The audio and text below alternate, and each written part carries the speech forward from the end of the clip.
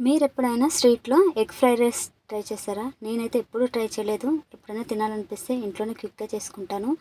దీనికోసం ఒక ప్యాన్‌లోకి 2 టేబుల్ స్పూన్ల వరకి ఆయిల్ వేసుకోవాలి. ఆయిల్ కొంచెం హీట్ అయిన తర్వాతకి 3 గుడ్లను వేరొక బౌల్‌లోకి బీట్ చేసుకొని, ఒకసారి బాగా కలిపేసుకొని, ఈ కడాయిలోకి వేసుకొని చిన్న చిన్న ముక్కలుగా కట్ చేసుకోవాలి. ఆ తర్వాతకి ఈ ఎగ్ మిశ్రమాన్ని కడాయి పక్కకి అనేసి, ఇందులోనే ఉల్లిపాయలు, క్యారెటు, పచ్చిమిరపకాయలు, క్యాప్సికమ్ కావాలంటే బీన్స్ కూడా వేసుకోవచ్చు.